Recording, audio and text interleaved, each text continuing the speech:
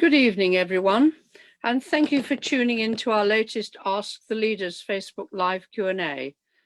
My name is Councillor Runciman, and I'm the Executive Member for Health and Adult Social Care and the Chair of the City's Health and Wellbeing Board.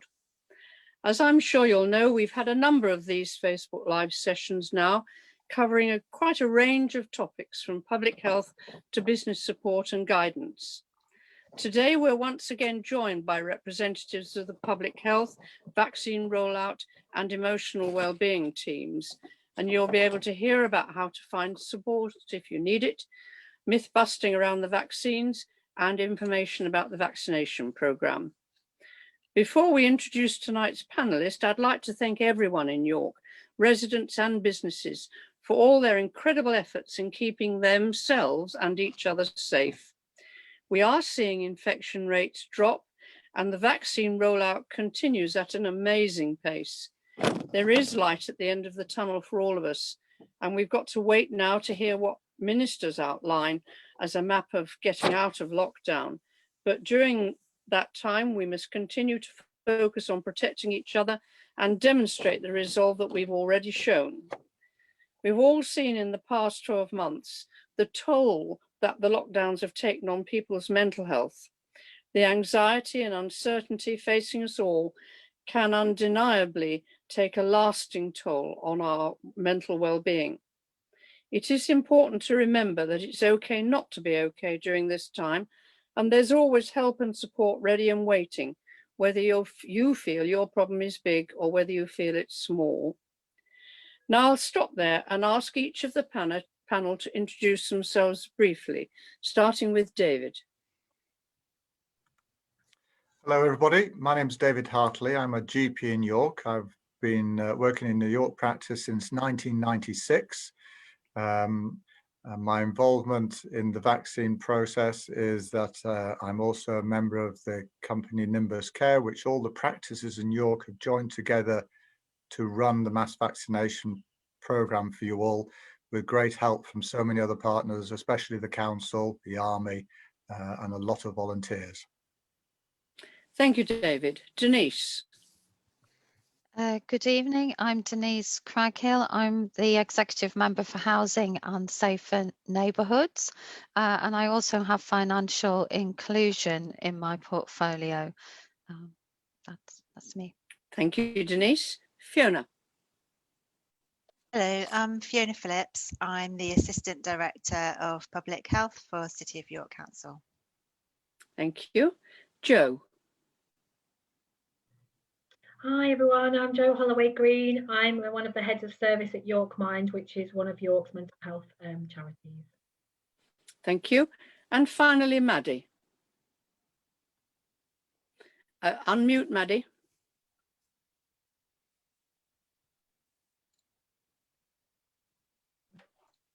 Right. Oh, no, you've gone again. One more go. That's it. Sorry, everybody, I'm having some IT problems this evening. I'm Maddie Ruff and I'm the Chief Executive of Nimbuscare. Lovely. Thank you very much indeed. So to all those who are watching tonight and those who might pick this up afterwards, you're very welcome to join us for our Q&A. We're going to have a wide range of topics for discussion, but don't forget you can ask a question in the comments section and we will do our best to answer it. First of all, I'm going to turn to Fiona, our Assistant Director of Public Health, to give an overview of the situation here in York. Thank you. So our current rate of cases in York stands at the moment at 92 per 100,000 over a 7-day period. So that rate has been coming down and is still going down, which is very positive. But what it means is that in York, we have around about 25 people every day testing positive with COVID. So whilst the direction of travel is really good, we do want to get that rate as low as possible before we start to come out of lockdown.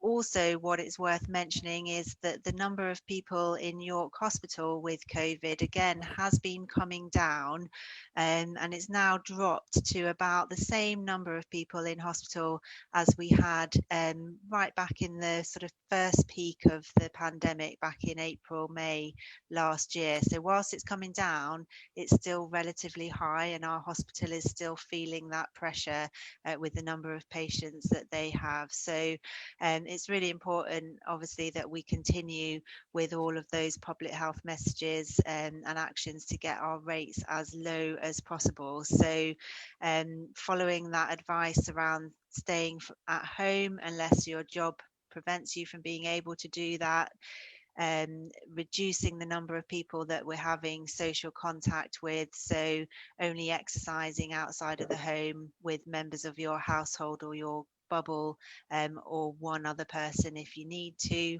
And when we're out making those kind of essential visits for shopping and things like that, just remembering that hands, face space to reduce the risk of transmission. What we know in York at the moment is that the most dominant strain of the virus that we're seeing, so about 85% of all those cases that are diagnosed in York are of what they call the Kent variant, which we know is much more transmissible. So those public health measures are just more important than ever now.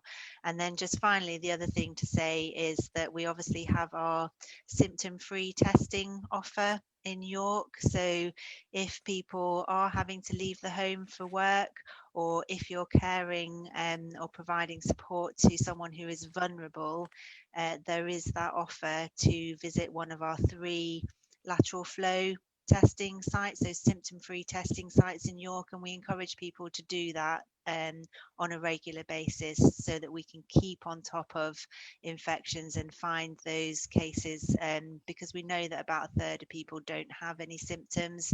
So that's one of the ways that we can kind of keep on top of infections and keep the rate low. Thank you. Thank you, Fiona. I'm going to start with a very current question, which I'd like you and Joe to comment on, please. And that's the problem of being at home, trying to work, trying to homeschool the children, and spinning all the plates at the same time. Now, obviously, this week's half term, which might make things better or worse, but what advice would you have for those people? Joe, would you like to start? Yeah, first of all, I think it's really important to remind yourselves actually that you're doing an amazing job, even if you're just getting up and keeping going, because it's a really difficult thing to even work from home in a pandemic, let alone look after children as well. So the first thing to do is kind of remind yourself to just do the best that you can and not put yourself under considerable pressure. I think Councillor Runciman said before, it's absolutely okay not to be okay right now, and it's never. So it's just reminding yourself that there are things like that, trying to make time for yourself as well. So if you can get some time away from your work, away from your children, have a bit of space, do some relaxation, something that you love to do, that's also really important right now. Thank you, Fiona. Yeah, I think, just sort of coming back to, yes, it is half term. For some, that, means that you don't have that homeschooling and that structure, which might be good. But for others, that may be more difficult because you've sort of lost that structure of the school day and, trying to come up with new ideas of things to do with kids that, doesn't always involve just being on the screen.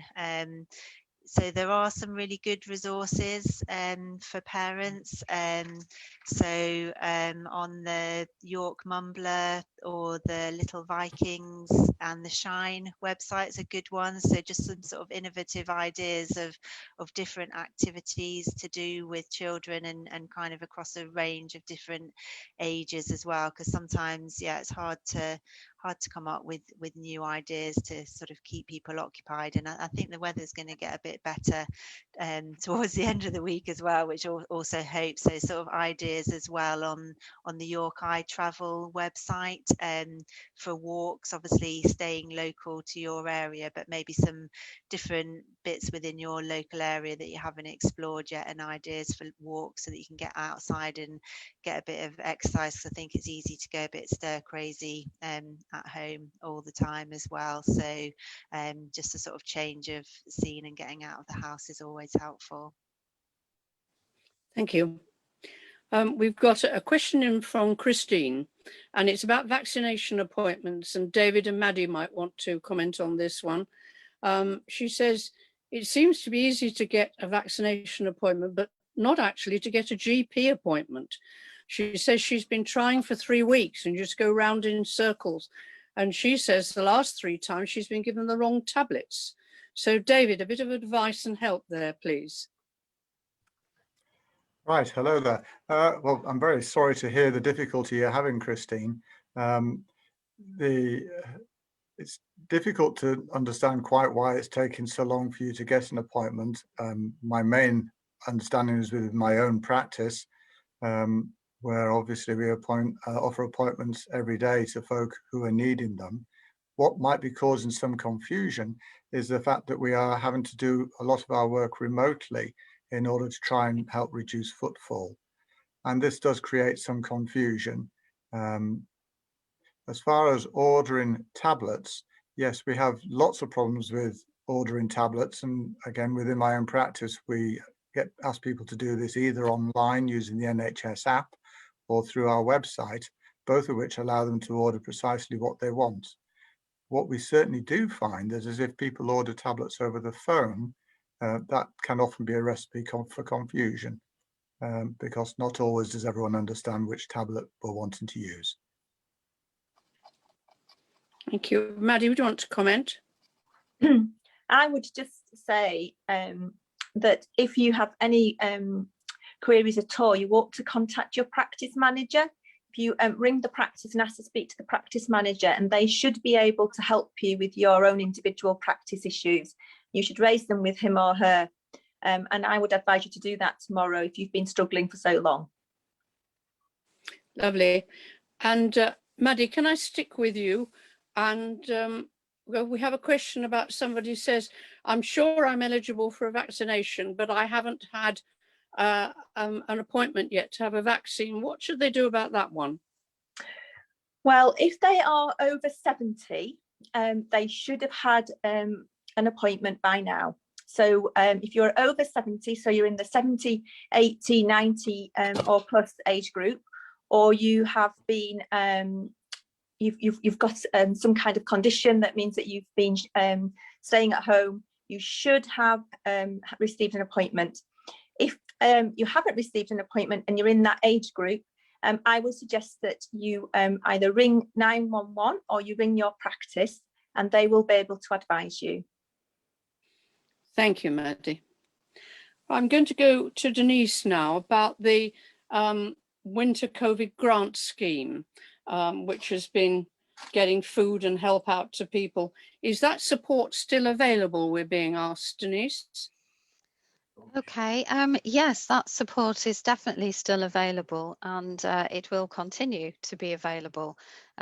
These winter grants are being provided through the council to support people who need urgent financial assistance as a result of the coronavirus pandemic, but also people who are in situations that have been made worse by the pandemic. And that funding was additionally provided by the government just before Christmas to assist with the winter, hence called winter grants. It's now almost run out, the government funding, more or less as we speak, due to the increased levels of need that we're now seeing in the city. But the grants will continue because the council will continue them through our financial assistance fund, which we added more money into some time ago. So people can get help with things like emergency provision for food, household essentials, energy bills, water bills, phone bills, and other emergencies, and they'll be considered on the basis of their current circumstances.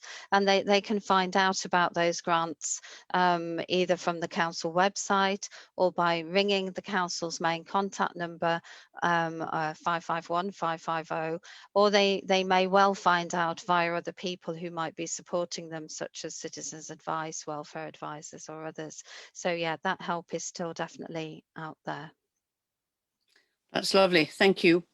David, we have all sorts of rumours flying around about vaccines, and people are asking, how do they know that it's safe? Can you reassure us on that point? Yes, the difficulty, yes, it is absolutely safe. We've given 15 million vaccines in this country.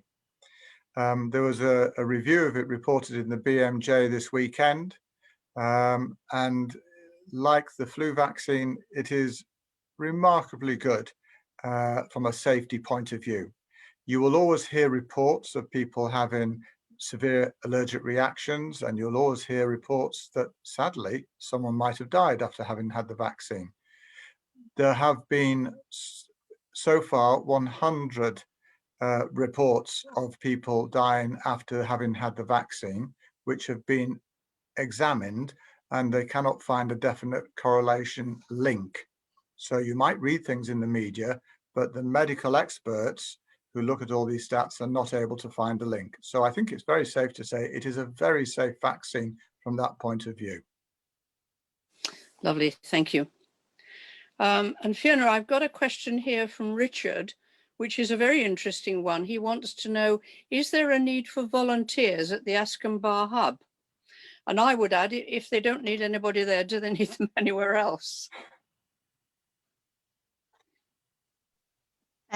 Yeah, I'm not sure about the Askham Bar Hub. I don't know if Nimbuscare can answer that, but we do have lists of volunteers. There's lots of things from a council perspective that we have a lot of volunteers signed up for. So for example, at our COVID hubs, we have volunteers. We regularly need volunteers for things like delivering leaflets to in local areas to get out certain messages, etc. So if people are wanting to volunteer sort of for those general roles, then that can be done through the council website, but maybe Maddie can say about the vaccination site. Absolutely. Absolutely. We'd love you to volunteer. And we have over 200 volunteers currently working with us on the site. And we are absolutely delighted with the response that we've had, but we still need more. If you go onto the Nimbuscare website, you will be able to register, and somebody from our office will contact you and explain how you can just fill a simple form in. We do some checks, and then you come in for induction, and you can volunteer with us, and we would absolutely love that. That's brilliant. Thanks very much indeed. Question for Jo now. Mental health first aid training, particularly in the workplace, there's been a lot of discussion about people who are having to work and are finding it very stressful. What can you tell us about mental health first aid training for staff or volunteers? Yeah, thanks, Carol. Mental health first aid training is a really good form of training to help people, staff or volunteers. So having that training is really important. There's quite a lot of partners at the moment launching a new emotional wellbeing campaign called Feel Real York, which alongside that really talks about people being able to normalise some of the feelings that we're having at the moment. So for people who are struggling, it's really important that you do seek that help. In terms of kind of being at work as well, thinking about the Ask Twice campaign that Time to Change run is a really good one for if you're working with other people. If you ask them once, are they okay? Perhaps they don't look quite okay, but they're saying they're fine, as we all do. And just asking again, that's a really good way of checking in with a colleague or a volunteer to make sure that they're okay. But lots of organisations do have mental health first aid programmes now, and it is a really good way of getting people to talk about mental health and normalising it, you know, because we all have it. So yeah, really important. Lovely, thank you. Fiona, there's one about schools and children getting tested that's come in from Michael. They were saying that school children need to be tested before lockdown, but there was a waiting list, he thinks. Has this been resolved for children going back to school, do you know? Yeah, so I think he's referring to over the New Year period. It was all very last minute. The government kind of suddenly announced that secondary school children would have to be tested before going back to school. The guidelines for how that should be done were released to us on New Year's Eve, and then we've spent New Year's Day getting our plans in place. And obviously at that point, I think the children were going back to school on the 4th of January. So it was incredibly tight turnaround. We did manage to test a number of secondary school children on that Saturday, Sunday and Monday before they went back to school, and then obviously the government announced schools weren't going to open as we'd expected. So what the government have promised this time is that on their announcement next week on the 22nd, they will say how schools will open, but it's not like we think it's not likely to be until the 8th of March. So they're basically giving us 2 weeks. We don't know as yet what their plans are likely to be for testing. Obviously, we're in a very different situation now in York than we were last time. We've got 3 test sites that are open and up and running, and we've made sure that we've got capacity so that if we're having to test secondary school children in the way that we did before, we've got 3 sites with lots of capacity that we can stand up quite quickly. So we hope we're not going to be in the position that was very difficult last time, and that it'll be much easier and we'll have much more notice from the government about what's expected in terms of testing before school. Thank you. David, can you comment on the spread of the virus amongst school children?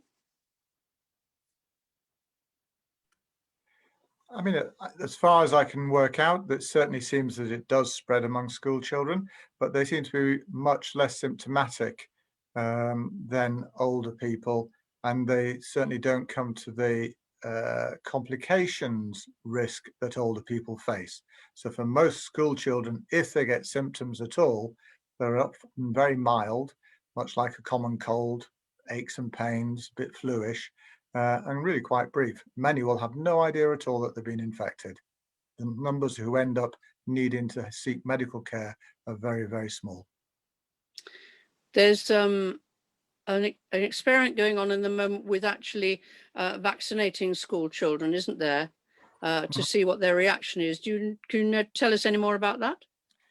No, I have no great details. I'm aware that it's been tried out, I think in South Africa, I think to try and provoke a good herd immunity, but I'm not aware of any further details, sorry. No, it's fine. Thank you very much. Denise, I go to you next. Denise, we do know that domestic violence has been an issue during the lockdown, and it may be more prevalent than it was. And if people are in that situation, where should they go for help? And I'll ask Jo to comment after you have, please. Yes, thank you. Yeah, so I suppose one thing you could say first, that if people are in very immediate danger, if they possibly can, they should call 999. But aside from that situation, anyone who has concerns about whether it's physical violence, mental violence, threatening or controlling behaviour, you can get help from our local domestic abuse services, and that is essentially IDAS, so IDAS, Independent Domestic Advice Service. Their website, which I'm sure we'll put in the chat or something like that, but is www.idis.org.uk. You can telephone their helpline, and we'll put the number in the chat, but it's 03000 110 110, and there's also a national helpline number. But also, if as a victim of domestic violence, you have difficulty using the phone, IDAS through their website do have live chat services, so you can also get in touch and get support without a phone call if that makes it easier, which for some people that can be very helpful. I think it's also just important to emphasise that the domestic violence, obviously, yes, it certainly can get worse under the pressures of COVID and everybody being at home together. And it's not just about physical violence. It can be about things like constant criticism, isolating people from their friends and family, sexual abuse, but also financial control. So it can take place in all kinds of ways. And I think the main thing to say is people should try to reach out and get some help from somewhere, because it is available. Jo, would you like to add something? I think Denise has said quite a lot there, but I suppose the other thing to remember, particularly for people who are perhaps a little more vulnerable in those domestic violence situations, is being aware that relationships, as Denise has just cover much beyond a female and male partnership. So if you have got any concerns about domestic violence of somebody that you know, thinking more widely about the fact that I think 40% of all domestic violence is the victim is male. And also that same-sex relationships will also experience periods of domestic violence. So it's just about being mindful, really, that relationships come in all sorts. And so if you do have concerns, just making sure that you do get help or you raise that, as Denise mentioned. Lovely, thank you. Maddie, we've got a question about the vaccine programmes going very well and seems to be going very quickly. Can the next priority groups expect to be reached sooner? Are we starting on the next ones now? Oh, switch yourself on, Maddie. Apologies. We have started on the 65s and over. We started to see those people coming through last week. And so everybody aged 65 and over should now, in the next few weeks, should be getting either a letter or a text from their practice if you're a local person. Once we've got through that age group, we'll be moving down to the 60s and over. So they will be the next age group. So probably before Easter, we would expect to have done 60s and over. That's our aim. David, do you want to add to that? Yes, we're also starting to tackle folk who are at severe risk, and then the folk with long-term conditions, the people who will often be going back to their practices for an annual review because of heart disease or diabetes. We're starting to look for them as well. We've covered all the nursing homes and care homes in York, all the sheltered homes in York, and we're now moving on to the homes for people with learning difficulties and long-term mental health issues, because there's quite a lot of sheltered accommodation in York for those. So we're really, the practices and all the staff attached are really working very hard to give the biggest coverage as possible. The interesting thing for us will be when we start doing second vaccinations, which I think will be sometime towards the end of March. That'll double the effort. Yes, and that leads me on to the next question, which I'd like you and Fiona to comment on. It's from Dan, and he says, if you have had a reaction to the first dose, should you expect a reaction to the second dose?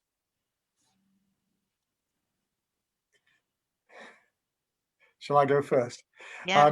Thank you, Dan. Very interesting question, this. We have obviously very little experience of this in the UK because we've given very few second vaccinations. My medical learning tells me that if you react to the first, you're likely to react to the second. And certainly that's the reading I've seen. But I don't think that should dissuade you from having your second vaccination, because it boosts your immune response so well. It is absolutely worth having the second one done, but have your paracetamol handy if you know you're going to get a sore arm. If there's anything worse, presumably you consult your GP. Yes, I mean, if you have the normal side effects from the first vaccination, which are aches and pains, a bit of a headache, a sore arm, nausea is what some people have reported, then those are probably what you're going to get the second time, is what I would expect, which is a nuisance but not a worry. If you had a significant allergic response or an anaphylactic reaction, which is one that requires adrenaline and ejection and affects your breathing, well then, as and when you present yourself for a second vaccination, we would have a good conversation with you at the Mass Vac site. We have an expert team of pharmacists there who can drill down to look at all sorts of reasons for this and help us guide you through it. Fiona, do you want to comment?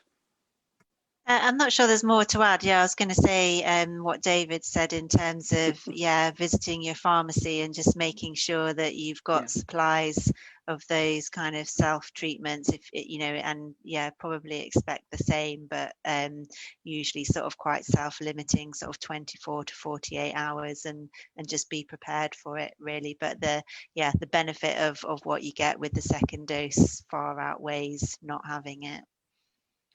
I think the important point you make is to go to the pharmacy. You don't actually need to go to your GP, do you? No, that's exactly right. If you're expecting to have a bit of a side effect, and we know that might happen, be prepared, as Fiona says, wrap yourself up and then expect it to go. From personal experience, 24 hours is about right. Maddie, how's the vaccine rollout going in York? Are we doing well? Are we doing badly? How's it progressing? Are we better than other areas? Worse than other areas? We're doing really well, Councillor. I'm really pleased to report that we've now done over 60,000 jabs in York. We are averaging, as long as we have the vaccine, we're averaging at least 2,000 vaccines a day.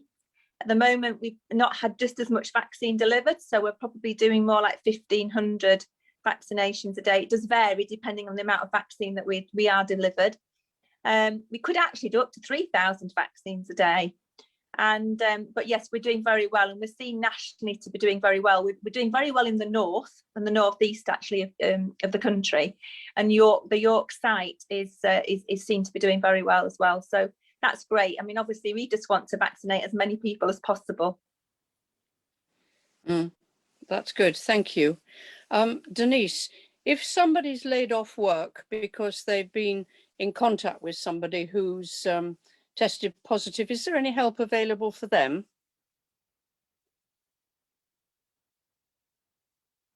Whoops. Yeah. Sorry, getting unmuted there. So if somebody's been off work and so they are, because they're shielded, because they've been asked to, yes, not to shield, but to self-isolate, sorry, that's what you're asking. Yeah, that's right. Yes, there are self-isolation grants that are available, and the information on that is on the council website, or again, as I said before, you know, if you're not that good at using the website or you can't find it, you can phone up to the main number, to the 551 550 number, and you will be directed to how you can apply to those grants. So yes, that help is available. Lovely, good. And David, who's the next priority group to be called? Do you know? Well, as Maddie said, we've just moved on to the over 65-year-old group, and that started last week. And also the severely at risk. Those are people who are starting chemotherapy, on chemotherapy, had transplants, and then the folk who have long-term conditions, which increases their risk, such as bad asthma, COPD, diabetes. Another group that we're just starting to be able to do is offer, there's a small group where we've been told we can offer a second vaccination to, and these are people who are going to be going on to immune suppression in the future because of a medical condition or about to head to a transplant. So there's a feeling that actually we need to get the second vaccination done before their immune systems are severely attacked by treatment. Yeah, thank you. This is a tricky one. I'm not quite sure. I'll go to Denise with this one. This is from Teresa. how can residents of hostels in the city centre access proper support, not just for mental well-being, but financial and housing, as many of us feel we're out here until someone decides if the council can help? Somebody's obviously feeling a bit abandoned, Denise. Okay, so residents in hostels in the city should be able, through the staff in the hostels and the support staff in there, be able to get access to all of those things in the system. Certainly access to financial support where needed, into the whole system of, you know, the various financial support systems, and be linked up with how they can move through the housing system. The staff in our hostels, that is part of their job, part of their work is to work with people to support them into more settled housing. I'm just wondering what sort of hostel yeah, I mean, obviously people can find themselves in different situations, and obviously some people, because of COVID, have been finding themselves in hostels or Yes. temporary accommodation, who you know, probably didn't expect to lose their jobs or find themselves in that financial situation. So it can obviously be very difficult, but the support system should be there. If they're having any problems with that, again, they should ring the switchboard or get in touch with their counsellor, and we'll make sure that we can put them into the right sort of information systems. Thank you. Joe, older people experiencing loneliness, what would you advise them to do? I think obviously if you are able to be digitally included, there are lots and lots of activities at the moment that you can do online. So lots of organisations have got online offers. Live Well York has got lots of information on there as well, if you're able to access the internet around what's going on and what's available. If you are struggling, so obviously lots of older people might not have access to technology or be as digitally able, perhaps the older end of the spectrum, then reaching out to your local COVID hub, your neighbours, to get some support. Also, you can contact you know, people in your local area, so local area coordinators, if you've got a local area coordinator that you know about, that kind of thing as well, I think. But there is also Age UK York that you can contact. I've not got the number to hand, but hopefully we can put it in the chat. So if you are feeling really isolated, Age UK York is a really good place to go. But it's something that everyone's experiencing, and you don't have to be isolated. There are things going on, so contacting someone like Age UK York or looking at Live Well York is a good option. Thank you. David?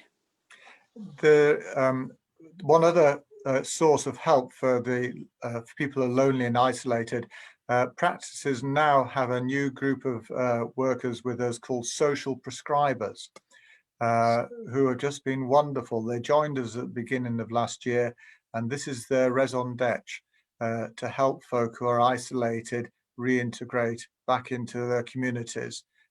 It's obviously harder because all the activities are not working, but mine attached to my practice are working really hard and are having some good successes with helping people who are isolated and lonely, and you don't need to be IT savvy to access them. I'll just add before we go on to the next question that if you're able to get to a library, some of the big libraries, there is IT access there, and there are people to help you as well. Right, Fiona, I'm going to ask you the question from Saf about taxi drivers, and this comes up again and again. Why haven't taxi drivers been called for the vaccine, as they're in contact with people of every age? So I'm sure, you know, maybe David can add to this as well, but the criteria for who's vaccinated when has been set nationally by the Joint Committee on Vaccines, the JCVI. So, you know, and that priority that they've set is about identifying those people who are at most at risk themselves in terms of their own vulnerability. So are going to be the people who are more sick if they catch COVID, so age related and also related to any underlying conditions that they have. So whilst taxi drivers may come into contact with a lot of people, if they don't have one of those underlying vulnerabilities themselves, they're not within those priority groups.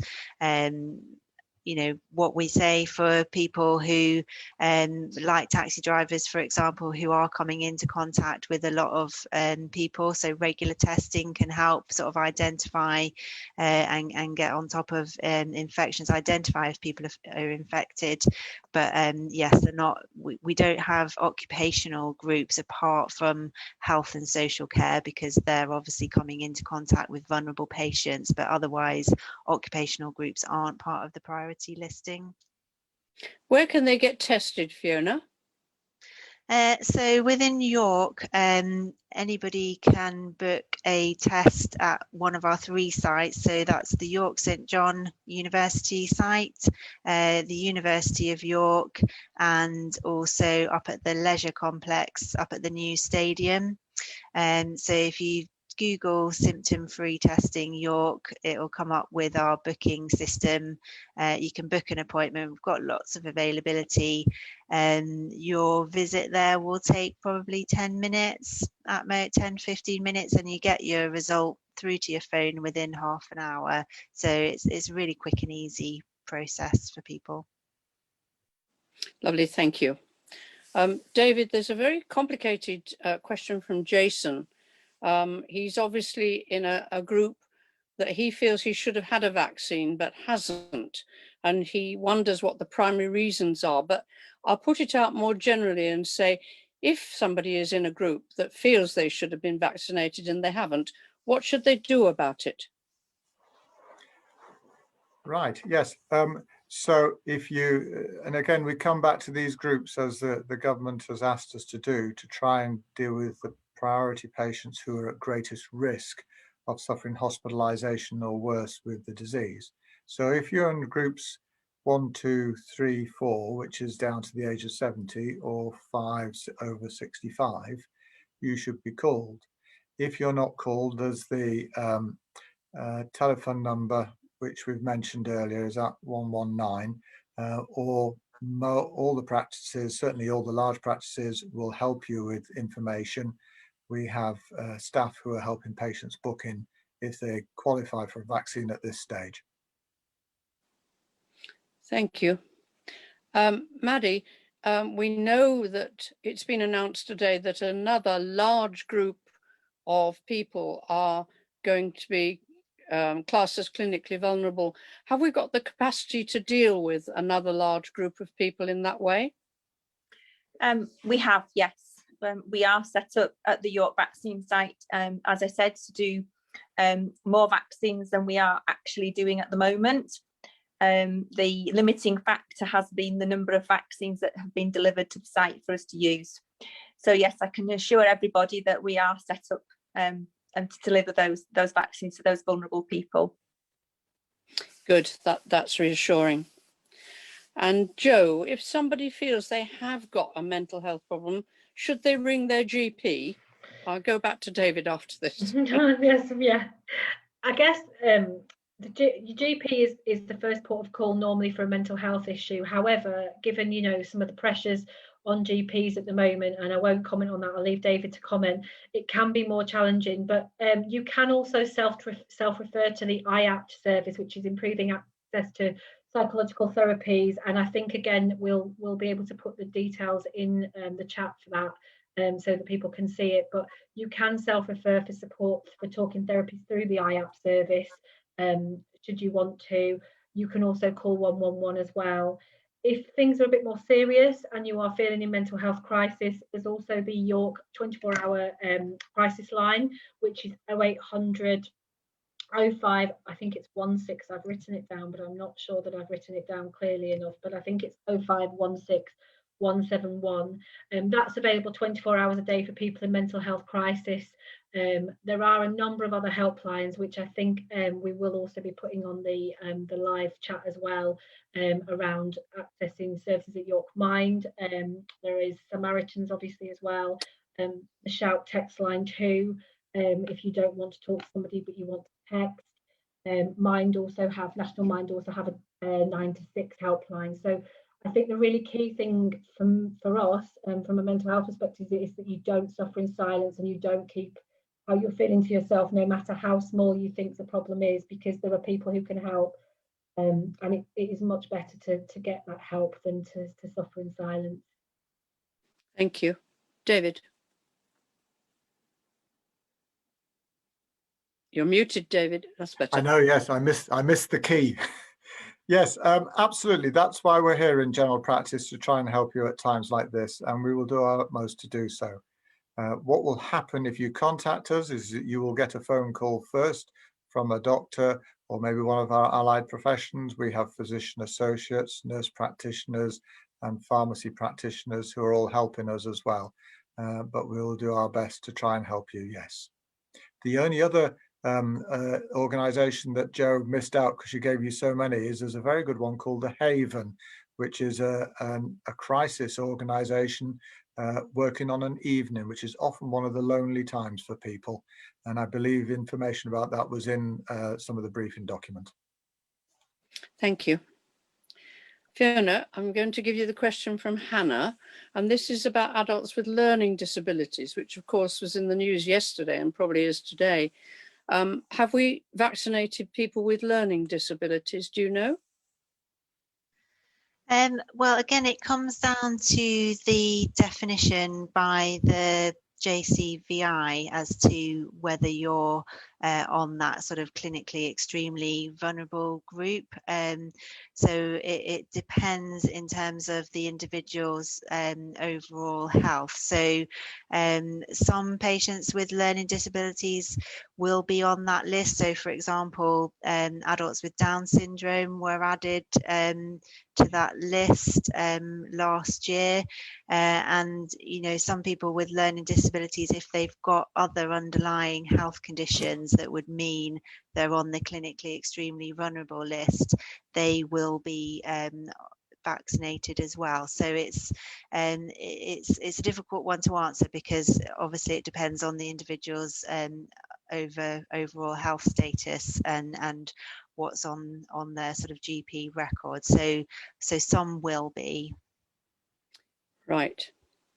Maddie, Jason's got back to us now, and what he says he wants to know is, have people turned down the vaccine, and why might they have turned it down? Can you comment on that one? I can't comment on the numbers, Councillor. I can say that some people have chosen not to attend. What I would say is, in York, over 90% of the people invited for the vaccine in the first 4 cohorts have accepted the vaccination.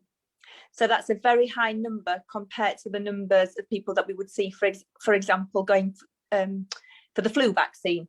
And we probably only see 60 or 70% going for the flu vaccine, whereas we were seeing over 90% accepting the invitation for the COVID vaccine. Obviously, we encourage people to come forward for it. And even if you decided not to come forward now, you can always come forward at a later stage. It doesn't prevent you, just because we're moving on to the younger cohorts, it doesn't prevent you from thinking, well, actually, I would like the vaccine now I've heard more about it. So please do come forward for it, even if you've had second thoughts. Lovely, thank you. David, do you want to add anything? No, that's fine, good. Denise, there's a question from Kevin here, and this is about volunteers to help people. And he was saying that his mother was offered assistance and hasn't been offered anything since. So what should he do about getting volunteers to assist his mum? Okay, yes. Sound a bit like a broken record here, but I think he'll need to just ring that number, the council main number, because the scheme certainly is still in place. The community hubs are still in place. They are being managed by council officers, and we still have lots of wonderful volunteers on our lists who are willing and able to support people. So, you know, presumably it might be a communication issue, something's gone wrong there. They will try to, you know, find a solution that's perhaps an ongoing support that maybe doesn't just depend on keeping on getting the support direct through West offices, but they will do whatever works best for the person. So you just need to persist, ring the main number again and again. If you have any difficulties, get back to contact your counsellor, but you know, it should work. Yes, definitely contact your counsellor, and hopefully you know who they are. Well, Yes. yeah, it's a bit circular. I'm sure you can find Yes, out. exactly. You can find it on the website. Yes. David, I'll put you this question from Hannah. She says, my husband was invited to book yesterday, but he didn't follow the link straight away. And this afternoon, when he did follow the link, it says it's been cancelled. Do you think he could have been invited by accident? And I'd add to that, what should he do next?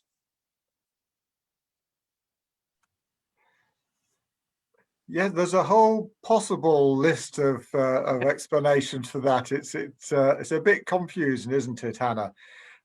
So I think probably the best thing to do is to come back to does your husband fit any of the groups who should be invited? Yeah. Yeah. So is he over 65? Does he have a severe threat to his health because of immune suppression? Or is he in one of the long-term condition groups that we've talked about? And if so, maybe try again, either through the website you've been given. You might have been contacted via the booking site that we're using called AccuBook, hosted by Nimbus with the Haxby practice. If that fails, give your practice a ring. We do have staff that we're using to help you get through the system. That's lovely. Good. But people will be invited, won't they? They don't just have to ring up. They will be invited. That's correct, yes. So think whether you're in there's a lot of information out there. So think whether you're in one of the risk groups that should be invited. And you should receive an invite. It's a lot by text now with a link to book it on. I can't say I've sampled it myself, but I'm told by most people it works well. Probably better on a laptop than on a small handheld phone. So if you're having difficulty, my suggestion would be to go onto your laptop and try and answer it that way. Yeah, if you've got one, that's a good thing. Yes. Fiona, we've got a question about the signage for pedestrians and cyclists at Askham Bar. And Dave says that people have said they feel like they're being directed with drivers through the park and ride. Now, I have to say, when I was there, I didn't notice any pedestrians or cyclists, but do you know anything about that? And I'll ask Maddie after you've made a comment. Yeah, I mean, certainly, you know, obviously the site is operating as a regional vaccine site. So we've got people who would come from outside of York and are driving. But yes, if you live near to the vaccination site and you can walk or cycle, we obviously encourage people to do that. And you wouldn't necessarily then have to go in through the park and ride site. So it is possible to walk up or cycle up and come, you know, avoiding going onto that route. In terms of the signage, if that isn't good enough, then obviously, you know, we can work to try and improve that. I've not been through myself, so I don't know what the signage looks like, but yeah, we could look to see how that could be improved. Maddie and then Denise. So if you are walking or cycling to the site, the access is from Moor Lane opposite the petrol station, and you will be met by one of our volunteers or a member of staff, and they will check that you've got an appointment and then signpost you through to have your vaccination. And there is somewhere safe for you to park your cycle. That information is on the Nimbuscare website. I believe it's well signed. If we need to improve the signage, we'll certainly take that feedback and have a look at it. But that's how you access it if you are walking or on a cycle. Lovely. But, Denise, sorry. Denise, Just wants to add. It was just a very quick point which follows on nicely. I was just going to report that Councillordagorn attended on his bike and he found it was a very good experience. But obviously the signage needs to be checked. He does know the area quite well, so That's good. it went really well. Right, very last question for David. Hannah says, if someone in the household is classed as clinically vulnerable, would the whole household get the vaccine? Interesting question, Hannah. I've not been asked that one before. I think, and probably Fiona with her public health hat on might be better advised on this. I think probably not. It's just the people who are considered at high risk, but Fiona might want to correct me on that. Fiona? Yeah, well, the only thing to add, not the whole household, because it would be on your sort of individual health risks, unless you're a carer. So if you are, you know, on your GP records noted as being a carer for somebody, then they would be included. So it is important that, you know, your GP records are kind of up to date in terms of, you know, being logged there as a carer of somebody. So yeah. Thank you. Well, thank you ever so much, everybody, for sending in all these questions. We've covered a vast variety of topics. We've come to the end of our time now, just about. So I'd like to thank David and Denise, Fiona, Joe and Maddie for being so patient and answering all these amazing questions. I'd like to thank everybody for watching, and I hope that this has clarified some of the issues for some people, because these are questions that everybody's asking that they need the answers to, and that's why we have the experts here. So I'd like to say good night to everybody, and I hope the rest of your week is good and you'll be able to get out for a walk in the fresh air safely at some point, because that will help as well. Thank you. Bye-bye.